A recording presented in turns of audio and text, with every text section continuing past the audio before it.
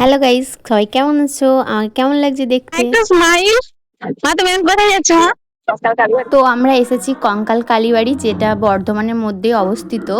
তো এই যে গেট মায়ের, আর এরপরে আমরা যাচ্ছি, আর আমি রয়েছি ওই যে দাঁড়িয়ে। তো মায়ের মন্দির ঢোকা যাবে না, কোনো একটা ফাঁকা টাইমে এসে তোমাদের মায়ের মূর্তি দেখিয়ে যাব। এটা হচ্ছে আমাদের বৃদ্ধাশ্রম, এটা কঙ্কাল কালীবাড়ির পাশেই রয়েছে। তো এখানে একটা পুকুরও আছে, তো আমরা যাচ্ছি এই পুকুরের মধ্যে। যাচ্ছি কঙ্কাল কালীবাড়ির ঘুরে।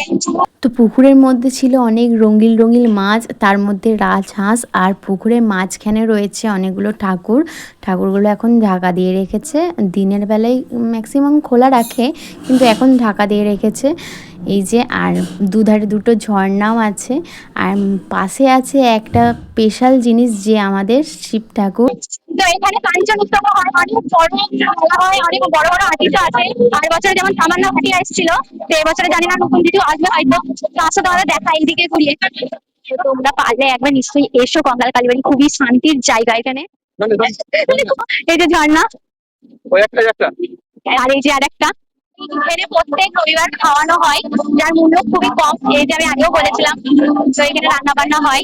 এই যে রান্না, এই যে ওইখানে রান্না হয়, আর এইদিকে খাওয়ার জন্য বসানো হয়। খুব সুন্দর রান্না হয়, নিরামিষ রান্না হয়। আমাদের পুকুর করার শেষ হয়ে গেল, ওরা একটা মাছ পালন হয় এখানে।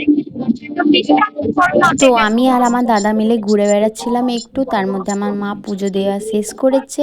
এরপর আমরা যাব মায়ের ভোগ খেতে। তো হলো লাইনের পেছনে আমরা আছি, ততক্ষণে প্রায় দেখতে। তো আমরা কষ্টের ফল পেয়ে গেছি, খেয়ে আমরা এবারে বাড়ি চলে যাব।